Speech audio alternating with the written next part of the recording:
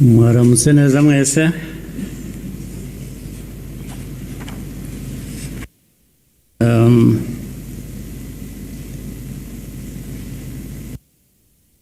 ngo mpere ku ngingo yo kuvuga ubuhamya Minisitiri Bizimana yatugejejeho. Hari ubundi buhamya burebure burimo amateka akomeye Theoneste n'amaze kutugezaho. Iyo twumvise byose bifite aho bishingiye,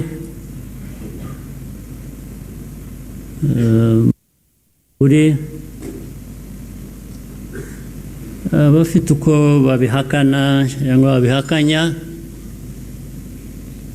ngira ngo bafite akazi gakomeye kugira ngo uhindure amateka nk'ayo y'abantu nk'abandi,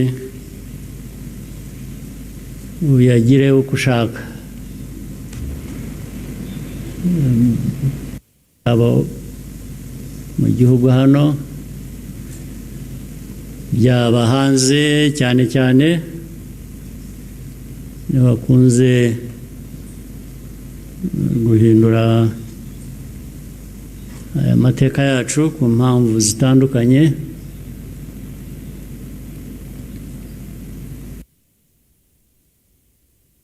Ibi rero ngira ngo bafite ibyo bazahangana nabyo kugira ngo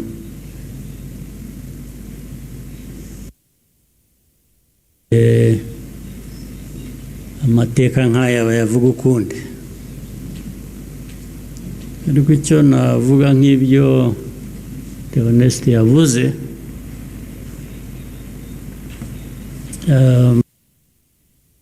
ibihe byo birahinduka, ibihe byarahindutse.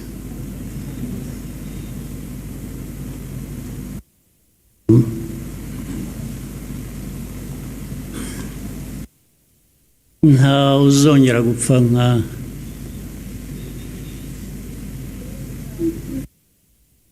nk'uko Theoneste yabivugaga n'abapfuye, cyangwa nawe uko yapfuye.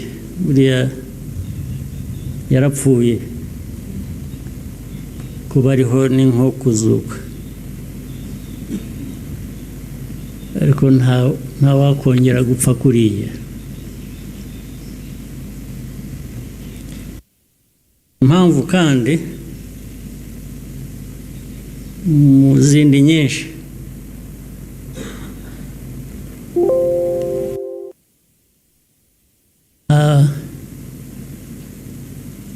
ntabwo wakwica umuntu kabiri.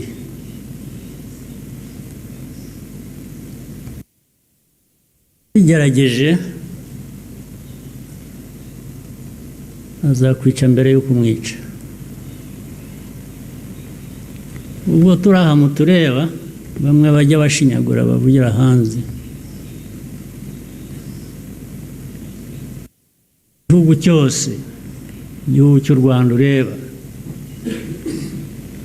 ntabwo gishobora gupfa kabiri.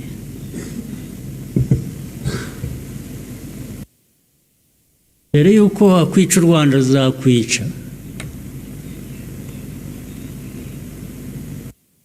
Ntabwo wakwica abantu kabiri, ntibibaho. Tureba aha ntabwo twapfa kabiri.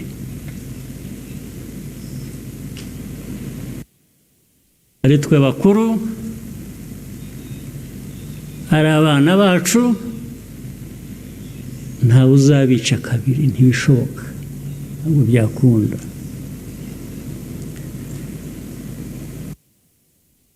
Tuzabaho nk'uko abantu bakwiriye kuba babaho, nk'uko abandi abo ari bose babaho, byanze bikunze, ntawe twabisaba kubaho.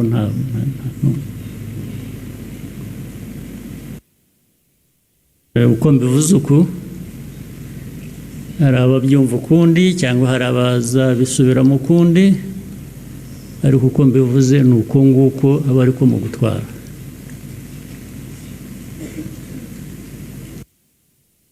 Ndabasaba rero ngo nkomeze ijambo ryanjye mu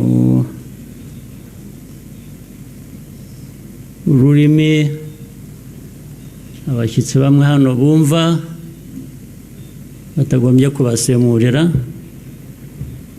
cyangwa se benshi cyane bari hanze bafitanye isano n'amateka yacu, harimo n'abo bayahindura bakayagira uko bashaka. Ndagira ngo mvuge mu rurimi bashobora kumva ntawe basemuriye.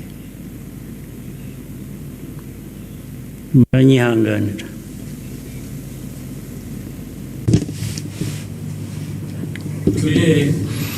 Uyu munsi twongeye guteranira aha kugira ngo twibuke ku bari hano n'abadukurikiye binyuze mu ikoranabuhanga. Ndabashimira kuba mwifatanyije natwe kuri uyu munsi ukomeye.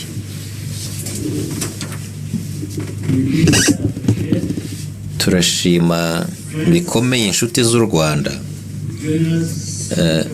badahwema kwifatanya natwe buri mwaka, haba mu kuza hano tukabana hano kimwe hamwe cyangwa se mu kutuzirikana.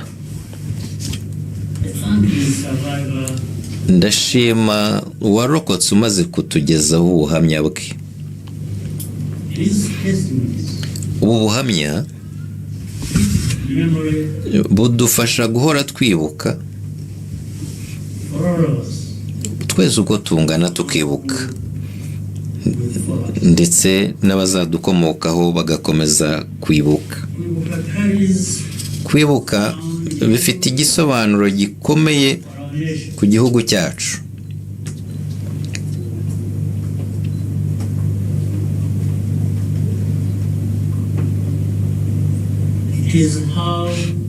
Ni bwo buryo dukoresha mu guhangana no gutsinda amacakubiri yari agiye kutumara. Uyu munsi rero udutera imbaraga twese, dukura imbaraga ku barokotse, bakomeza kutubera isoko y'ubumuntu igihugu cyacu kivomaho.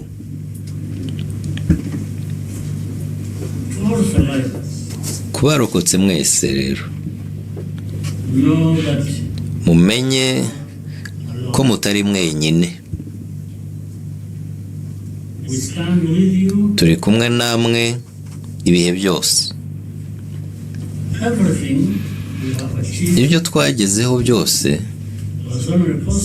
byashobotse gusa kubera ko Abanyarwanda bose bahisemo gushyira hamwe imbaraga bagaharanira kugenda mu cyerekezo kimwe. Twubaha kandi duha agaciro uruhare rwa buri munyarwanda mu kongera kubaka igihugu cyacu. Ukuri kuri jenoside yakorewe Abatutsi kurigaragaza kandi kuzwi na buri wese. Abari abayobozi bayiteguye kandi bakayishyira mu bikorwa bahamwe n'ibyaha mu nkiko mpuzamahanga hashingiwe ku bimenyetso simusiga. Inkiko gacaca zagaragaje uko jenoside yagenze muri buri mudugudu hose mu Rwanda. Hari impapuro zanditswe, paje zirenga miliyoni 50 zanditswe muri iyo myaka gacaca yamaze ikorwa, zandikishijwe intoki rwose. Ahangaha rero aho duhagaze hashyinguwe inzirakarengane zazize jenoside zirenga 250,000.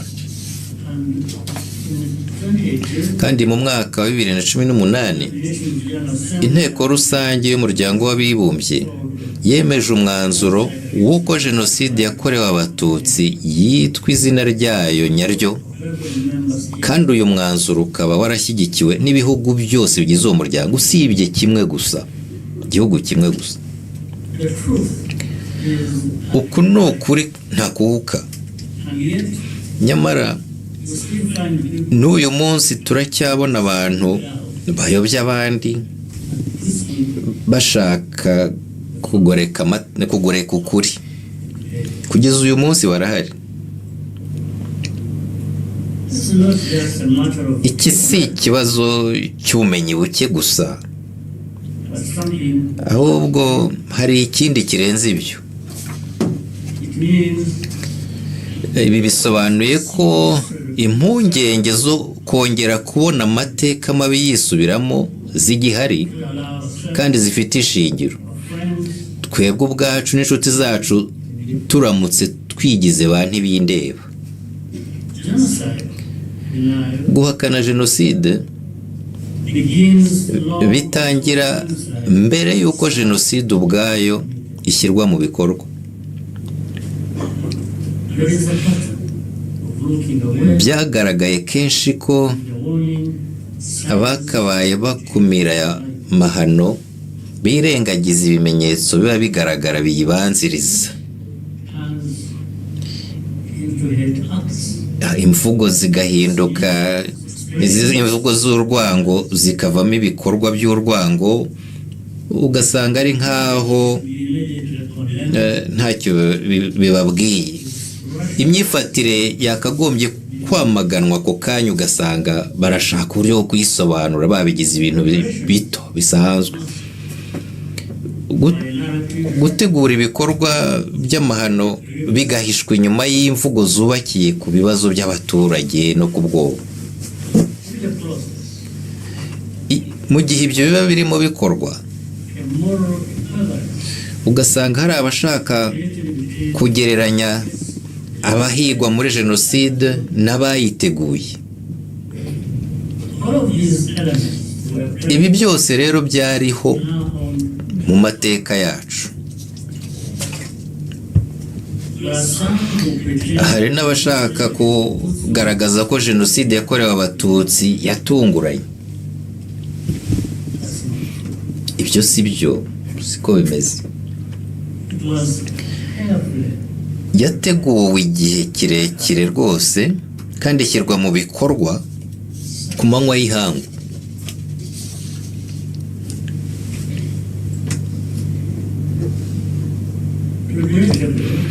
ikibabaje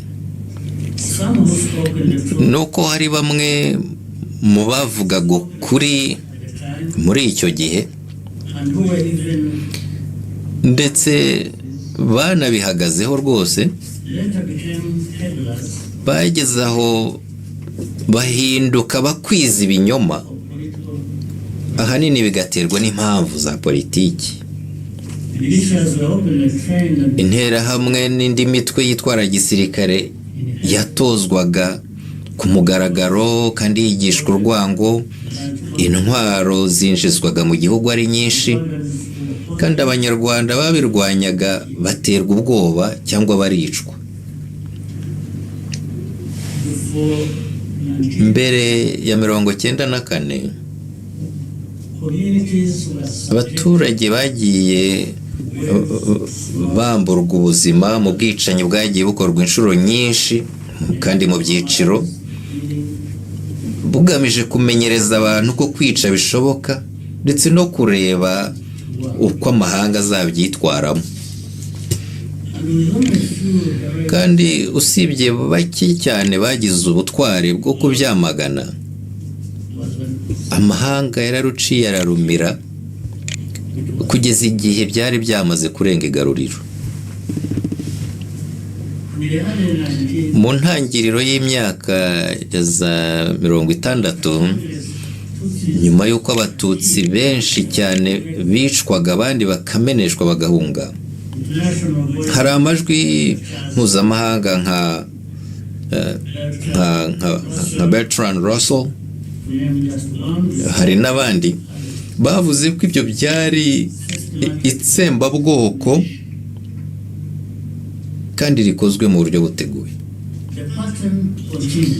Ibyo byarakomeje no mu myaka ya za 80 ihera ndetse no mu ntangiriro z'imyaka za 90. Icyo gihe abatutsi barimo abagogwe mu majyaruguru y'uburengerazuba bagabwagaho ibitero byateguwe.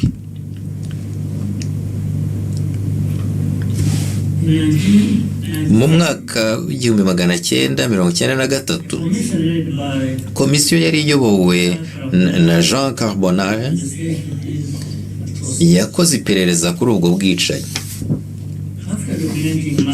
Nyuma yo kubona amakuru ahagije ku bijyanye n'ibyobo rusange byajungwagamo abishwe ndetse n'uruhare rw'inzego za leta muri ubwo bwicanyi, banzuye ko hari jenoside yari irimo itegurwa. Muri uwo mwaka kandi intumwa yihariye y'umuryango w'abibumbye Bakre Walinjai yaburiye abantu ko hari propaganda yateguwe yagaragazaga abatutsi nk'abanzi, ikaba yarimo ikwirakwizwa ku mugaragaro kandi byari ugutegura abaturage kuzakura urugomo rw'ubwicanyi ndengakamere.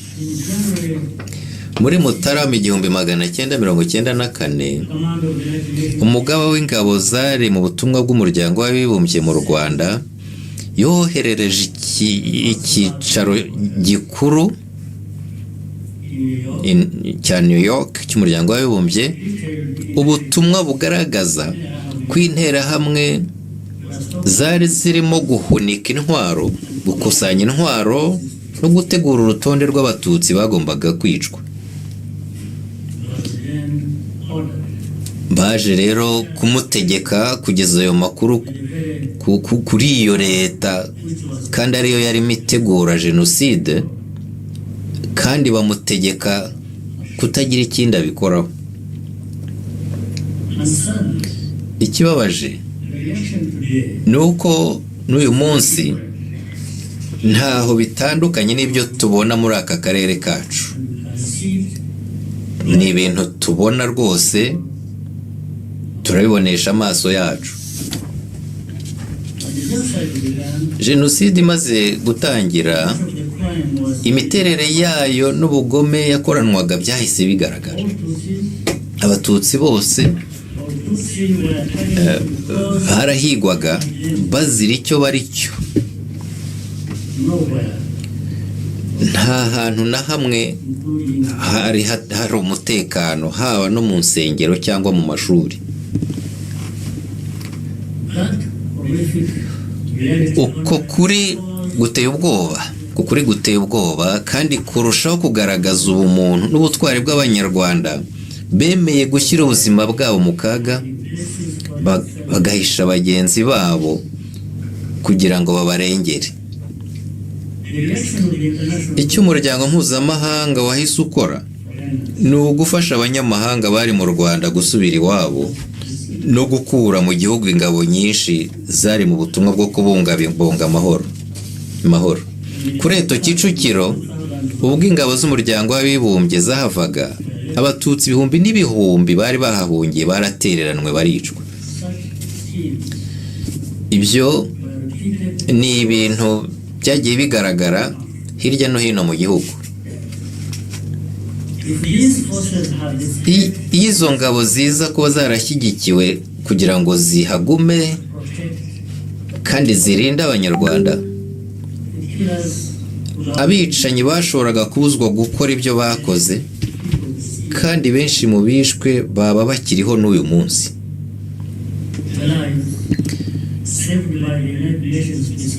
Ab'umuryango w'abibumbye basize mu Rwanda bakabasha kugira abo barokora, bigaragaza ko hari byinshi byashoboraga gukorwa iyo habaho ubushake bwa politiki. Ndetse n'igihe ubwicanyi bwari bumaze gufata indi ntera, amagambo yakoreshejwe mu gusobanura ibyari biriho biba nayo yerekanye gushaka gukoresha amagambo yumvikana neza ariko aterekana ukuri kw'ibyabaga. Jenoside ifite igisobanuro mu mategeko mpuzamahanga kugira ngo ababyumva bamenye ko bafite inshingano yo gutabara kandi bagira icyo bakora. Kurebera icyaha nk'iki hanyuma ukanga nkana kukivuga mu nyito yacyo uko cyitwa, mu by'ukuri ni uburyo bwo guhakana jenoside, ndetse bishobora no gufatwa nk'ubufatanyacyaha.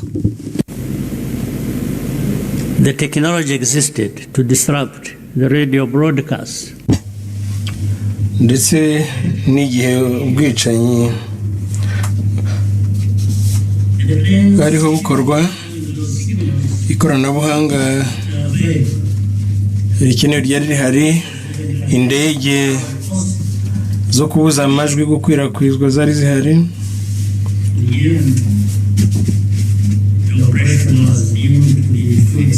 ariko ababishinzwe basanze ngo byatwara amafaranga menshi, kandi ngo bakumva baba bivanze mu bibazo by'u Rwanda. Igiciro rero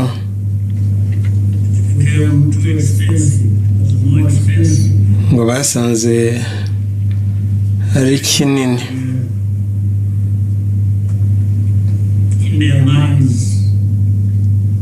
cyane iyo mu myumvire yabo ubuzima bw'abari bibasiwe nta gaciro bwari bufite. Ubuzima bwacu rero babonaga nta gaciro bufite. Tubyakire gutyo. Ku Banyarwanda rero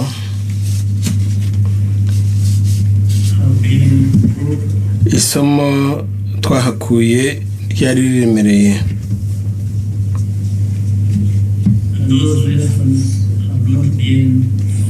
kandi iryo somo ntabwo ryibagiranye.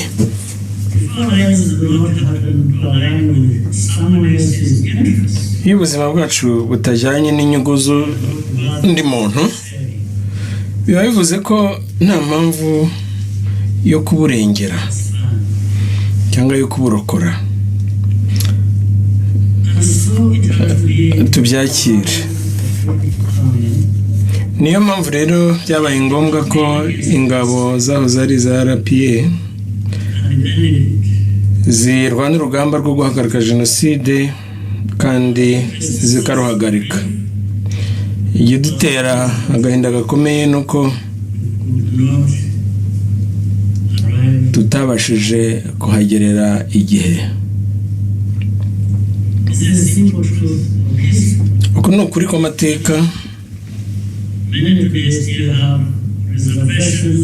Uretse ko n'uyu munsi hari abadashaka kubyemera kubera impamvu tutumva, ahari tutazanapfa twumvise. Umuco n'imyitwarire biranga ingabo z'u Rwanda z'uyu munsi byavuye muri ibyo bihe bikomeye. Nibyo biyobora imyitwarire y'ingabo zacu zikorera no hanze y'igihugu mu butumwa bwo kubungabunga amahoro, kandi zikaba zaragiye zubahwa hose kubera uburyo zisohoza neza inshingano zazo. mu by'ukuri nta bihano cyangwa ibitutsi biturutse ahantu ariho hose bishobora na rimwe gutesha agaciro icyubahiro n'ubunyamugayo by'ingabo n'inzego z'umutekano z'u Rwanda, kuko ziri mu zishoboye zibaho ahantu ariho hose.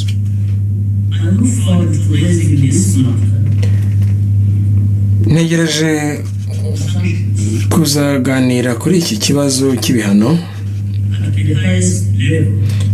mu rwego rwo hejuru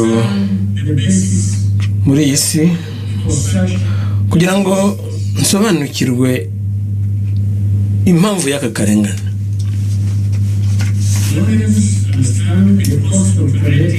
Abanyarwanda bazi neza ikiguzi cyo kwihanganira ubuhezanguni,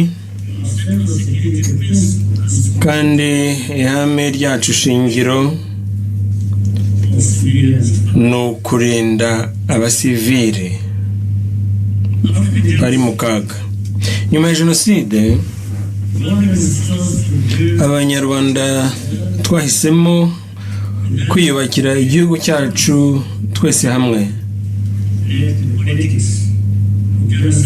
Ibyo kandi bikajyana n'isezerano ryo kutazigera na rimwe twemera ko politiki ya jenoside yongera kugiraho ishinga imizi.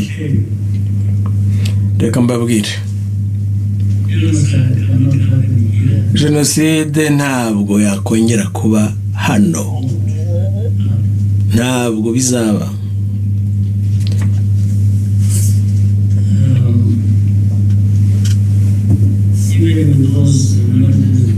Nubwo twumva urusaku, abantu baza bavuye i Burayi bahurira i Kinshasa,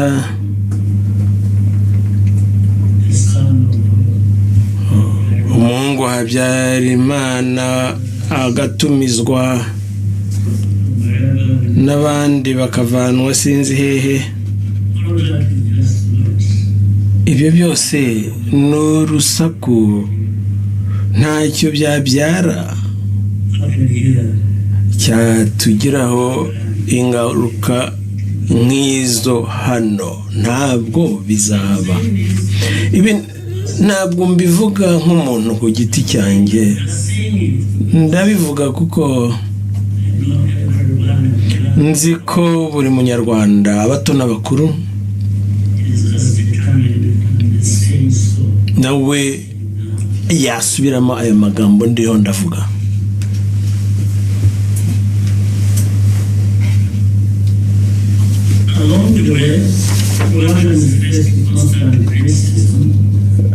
Abanyarwanda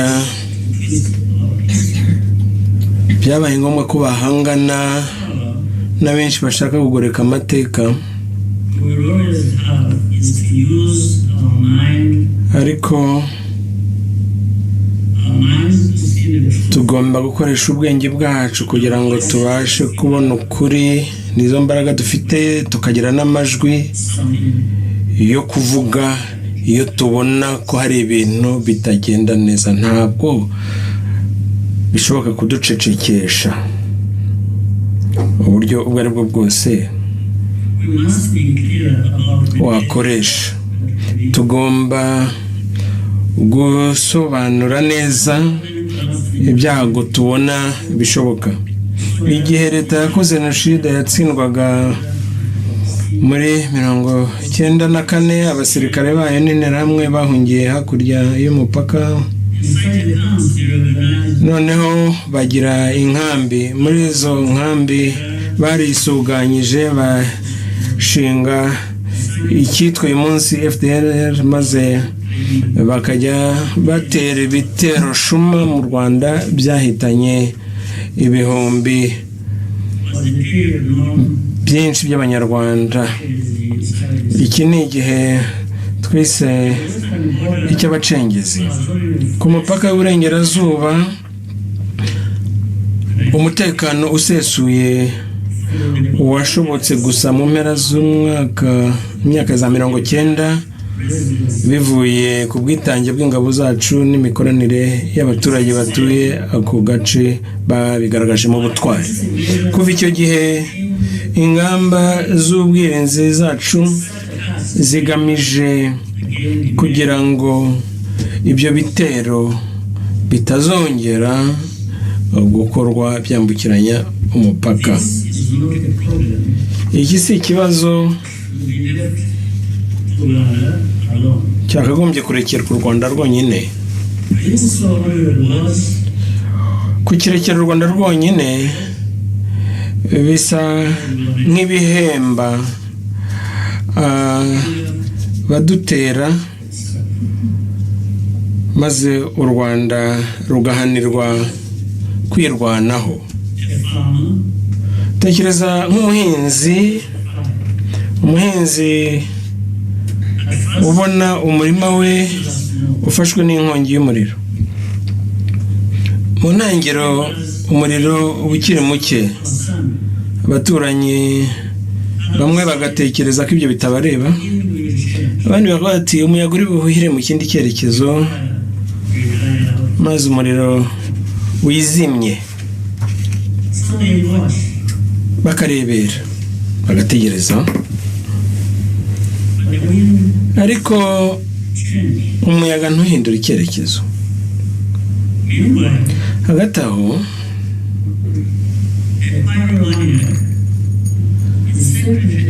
hari umuntu watwitse iyo nkongi uguma asuka lisansi kuri uwo muriro.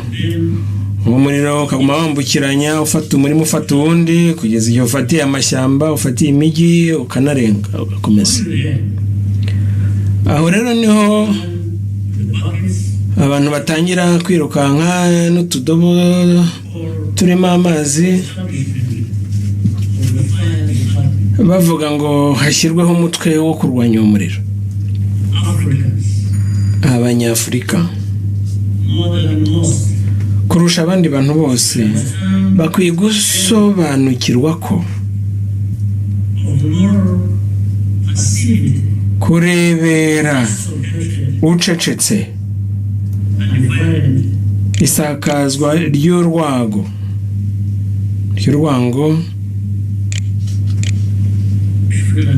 n'ubuhezanguni ari ikintu kibi cyane. Bagomba kubisobanukirwa cyane cyane iyo hari disikuru z'urwango, cyane cyane iyo hari urugomo rushingiye ku buhezanguni.